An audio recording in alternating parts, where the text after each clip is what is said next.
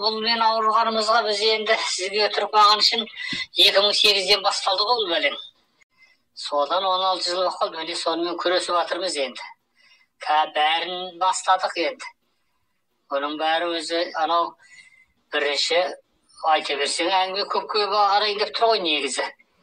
Мен бірінші анау врачқа бардым, врачтар көмектесе алмады, үйтті бүйтті, бәк-сәк.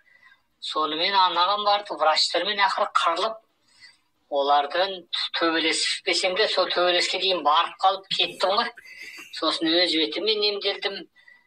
Сосын анау Қытайдан келген ағайындарға анау система қойып 15 күн түсіреді, 15 күннен қайра барасың, қайра кетесің. Сонымен олдан да 3-4 жылда араластым. Енді оның көмегі болды енді. Содан кейін ақыры болмайғаннан кейін ауыз бекітіп жүрмін, аузымды да ашып жібердім. Не жаңа бәріне тиеді екен ғой бұл давление деген бәле. Ананы көтеріп, мынаны көтеріп, бауырың ауырып, бүйтіп. Сонымен ол бүйтіп, әйтеуір ақыры қажылыққа баратын болдым сонымен сөйтіп жүріп, қажылыққа барып, сол хижама жасадым. Хижама 5 жыл жасадың ғой сен енді, өзің. Онымен ол біраз түсіп еді, одан кейін қайра көтеріліп, давлением 220-ға кетіп қалды.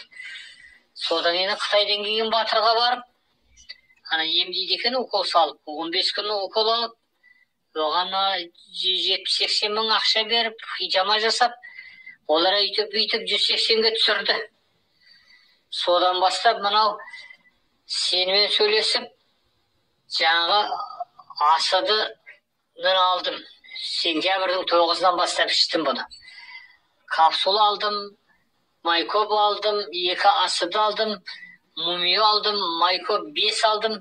Соны бұл 54 мыңға іштім жаңа бір ай бойы. Ол сентябрьде бітіп, осын 2-шісін алдым. Ол 2-шісін 3 күнден алдым ба, 1 күнден алдым ба, содан түсіп ішіп, ол ана жаңа өзімнің алдында мен 10 миллиграммнан іштім анау.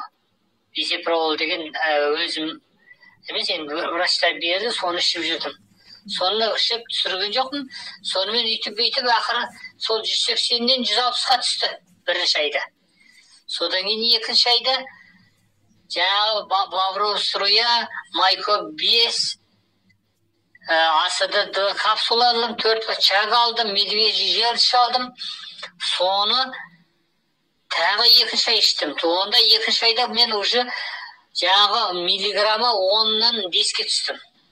5 миллиграмдағы болады, бисепролды. Содан бисепрол 5 миллиграммен соны іштім. Енді күніне 1 мезгіл ішіп жүрдім, алдында күніне 2 мезгіл ішетін оны, таңертең кешке.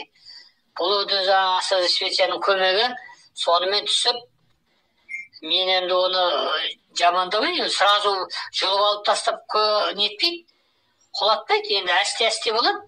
Күніне 1 литке ішетін болдым, 5 миллиграмды. Сонымен оны 2-ші айда бітті. 2-ші айдан кейін 3-ші алдым. 3-шін алдым, сол 3-ші асыды алдым, Бавроструя, медвежий желчь, сосын майкоп 5 бірі болды, соның бәрі болды, 54 мыңнан болды, сол 9 штуктан алдым, 10-да іштім. 10-да ішкеннен кейін менің давлением жаңағы 140-қа түсіп қалды.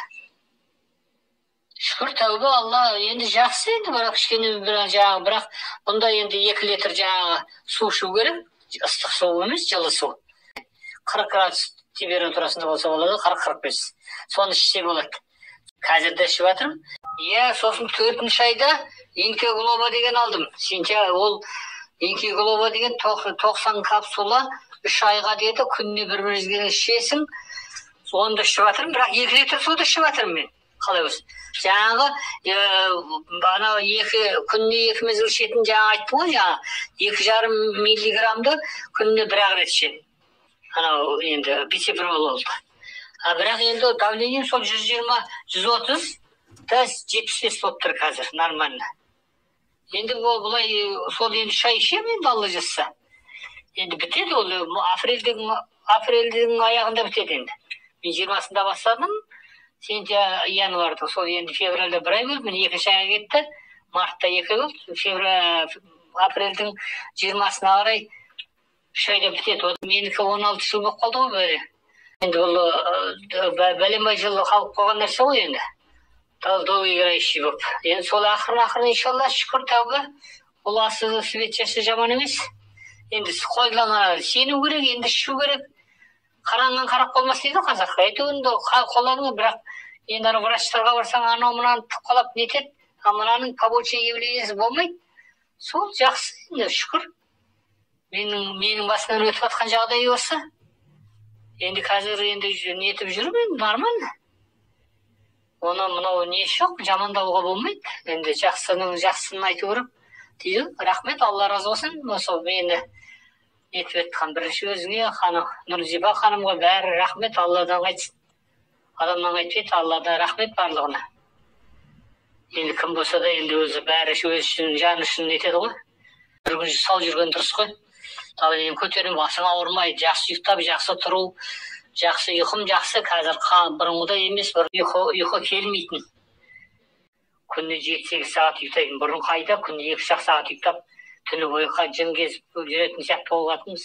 Қазір тәуба, мынау дәріден будильник қоя қоятын, тұрып оянатын болды ғана. Таң намаздарына, тахажжудтарға бұлай будильниксіз болмайды, ұйықтап қалатын түрі бар да. Жаңа білейін, давление осы асыдының арқасы ғой енді. Жақсы, сол менің басымнан өтіп жатқан жағдай.